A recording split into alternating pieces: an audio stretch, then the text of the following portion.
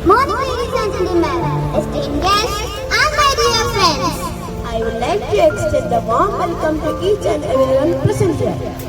We have gathered here to create awareness about organ donation on the occasion of the World Organ Donation Day. അവയവദാനത്തിന്റെ മഹത്വം വ്യക്തമാക്കി അവയവദാനം മഹാദാനം എന്ന മുദ്രാവാക്യം ഉയർത്തിയാണ് August 13 ലോക അവയവദാന ദിനമായി ആചരിക്കുന്നത്. നമ്മൾ മരിച്ചു കഴിഞ്ഞാലും നമ്മളുടെ ശരീരാവയവങ്ങൾ മറ്റുള്ളവർക്ക് ജീവൻ പകരും എന്നത് വലിയ കാര്യമാണ്.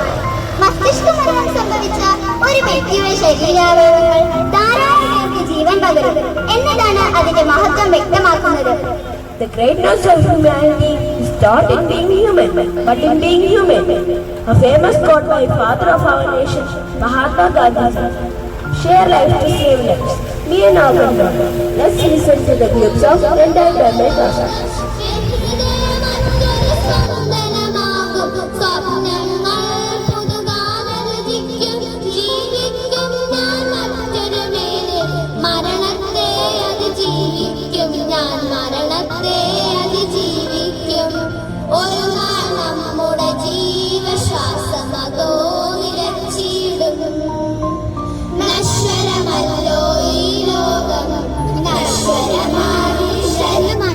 ആദ്യമായി അവയവദാനത്തിന്റെ പ്രാധാന്യത്തെയും മഹത്വത്തെയും പറ്റി സംസാരിക്കുന്നതിനായി അഭിനവാദിനെയും വേദാഭിനവയും സ്നേഹപൂർവ്വം സ്വാഗതം ചെയ്യുന്നു.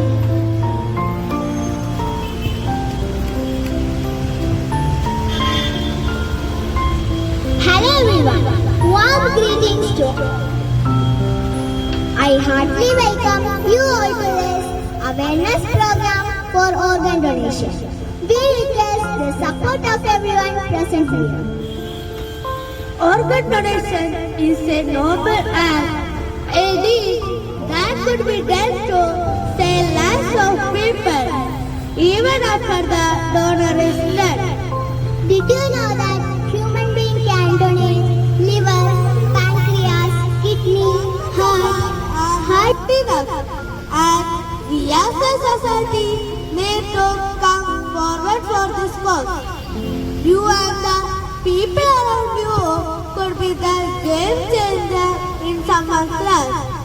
I encourage you to become an organ donor. Share life to save life. Be an organ donor. Thank you. ഇന്ന് നമ്മൾ എന്ത് നാടകമാണ് അവതരിപ്പിക്കാൻ പോകുന്നത്? ഈ ജനങ്ങളെ എല്ലാം സന്തോഷിപ്പിക്കുകയും രസിപ്പിക്കുകയും ചെയ്യുന്ന നാടകമല്ലേ? അല്ലല്ല, നമുക്ക് അവരോട് വളരെ പ്രധാനപ്പെട്ട ഒരു കാര്യം പറയാനുണ്ട്, പഠിപ്പിക്കാനുമുണ്ട്, ഒരു സന്ദേശം നൽകാനുമുണ്ട്. അതെയോ? താങ്കൾ എന്താണ് അവരോട് പറയാൻ ഉദ്ദേശിക്കുന്നത്? എന്ത് സന്ദേശമാണ് നൽകാൻ പോകുന്നത്? നീ അവരുടെ മുഖങ്ങളിലേക്ക് നോക്കൂ. എല്ലാവരും പല പല ചിന്തകളിൽ മുഴങ്ങി അങ്ങനെ നിൽക്കുന്നതായി തോന്നുന്നില്ലേ? ശരിയാണ്, നാം എല്ലാം അങ്ങനെ തന്നെയാണ്. എപ്പോഴും ചിന്തയിൽ മുഴുകി അങ്ങനെ നിൽക്കും. അപ്പോൾ നമുക്ക് നാടകം ആരംഭിച്ചാലോ? കഥ തുടങ്ങിയാലോ? ദാനം നൽകൂ, ദാനം നൽകൂ, ഈ സന്ദേശം ഉൾക്കൊള്ളൂ. ദാനം നൽകൂ, ദാനം നൽകൂ, ഈ സന്ദേശം ഉൾക്കൊള്ളൂ. എന്ത് ദാനത്തെ പറ്റിയാണ് പറയുന്നത്? പണം, വാഹനം, അതോ വീടോ? അല്ല അല്ല, അതിലൊക്കെ വലുതാണിത്. മഹത്തായൊരു ദാനമാണിത്. ഓ, എനിക്ക് മനസ്സിലായി. കന്യാദാനമാണല്ലേ? നമുക്ക് നമ്മുടെ പുത്രിമാരെ ദാനം ചെയ്യാം അല്ലേ? ഓ, നീ ഒരു വിട്ടി തന്നെ. മഹാദാനം എന്നത് അവയവദാനമാണ്, മനസ്സിലായോ? മനസ്സിലായി, അവയവദാനം.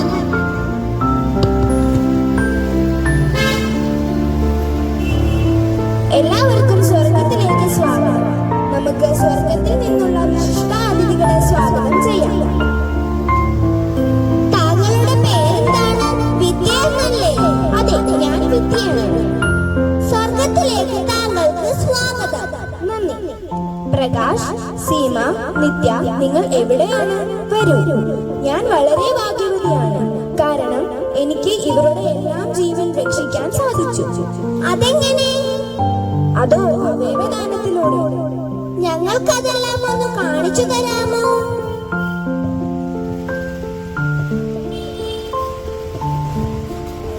ഡോക്ടർ, എന്റെ മകൾക്ക് എങ്ങനെയുണ്ട്? നിങ്ങളുടെ മകളുടെ നില വളരെ ഗുരുതരമാണ്.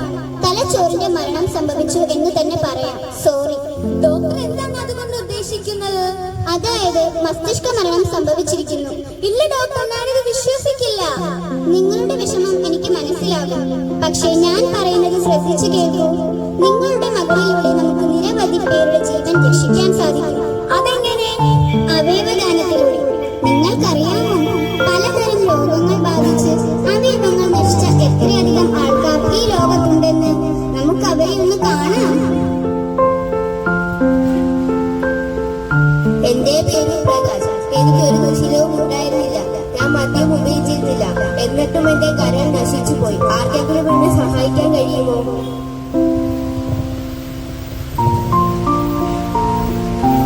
ഞാൻ സീമ. എന്റെ 2 വൃക്കകളും പ്രവർത്തിക്കുന്നില്ല. വർഷങ്ങളാണ് ഞാൻ ഡയാലിസിസ് ചെയ്യുന്നത്. ജീവിതം തന്നെ എനിക്ക് മടുത്തു. ആരെങ്കിലും എന്നെ ഒന്ന് സഹായിക്കാമോ? എന്റെ പേര് രാഹുൽ എന്നാണ്. കുറച്ചു ദിവസങ്ങൾക്ക് മുമ്പ് എനിക്കൊരു ആക്സിഡന്റ് ഉണ്ടായി. എത്രയും പെട്ടെന്ന് ഒരു ഓപ്പറേഷൻ നടത്തിയില്ലെങ്കിൽ എനിക്ക് കാഴ്ചശക്തി നഷ്ടപ്പെടുമെന്ന് ഡോക്ടർ പറയുന്നു. ഞാൻ എന്ത് ചെയ്യും? ഞാൻ മീന. ദിവസങ്ങൾക്ക് മുമ്പ് എന്റെ മുഖമാകെ എണ്ണ വീണ് പൊള്ളിപ്പോയി. ഈ മുഖവുമായി ഞാൻ എങ്ങനെ പുറത്തേക്ക് ഇറങ്ങും? ആരെങ്കിലും എന്നെ ഒന്ന് സഹായിച്ചിരുന്നെങ്കിൽ.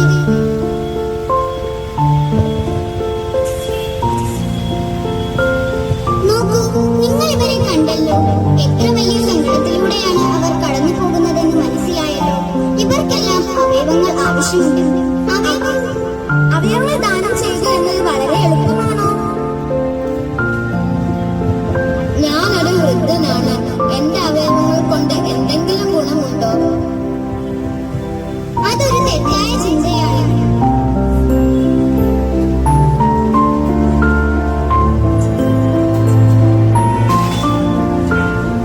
പണമുള്ളവർക്ക് മാത്രമേ അവയവങ്ങളൊക്കെ മാറ്റിവെക്കാൻ സാധിക്കൂ. അതും ഒരു തെറ്റിദ്ധാരണയാണ്. എന്റെ മതവിശ്വാസം അവയവദാനത്തിന് എതിരാണ്. അതും തെറ്റിദ്ധാരണയാണ്.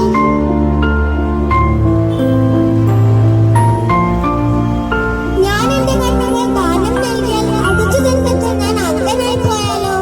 തെറ്റിദ്ധാരണയാണ്. ഈ തെറ്റിദ്ധാരണകളുമായി മുമ്പോട്ട് പോയാൽ ജീവിതം അവസാനിക്കുകയേ ഉള്ളൂ. മറ്റുള്ളവർക്ക് അവയവദാനത്തിന്റെ മഹത്വത്തെ കുറിച്ച് അറിയണമില്ല. പക്ഷെ നമുക്കറിയാം, നമുക്ക് ചെയ്യാൻ സാധിക്കും. ഭയക്കേണ്ട ഒരു കാര്യവുമില്ല.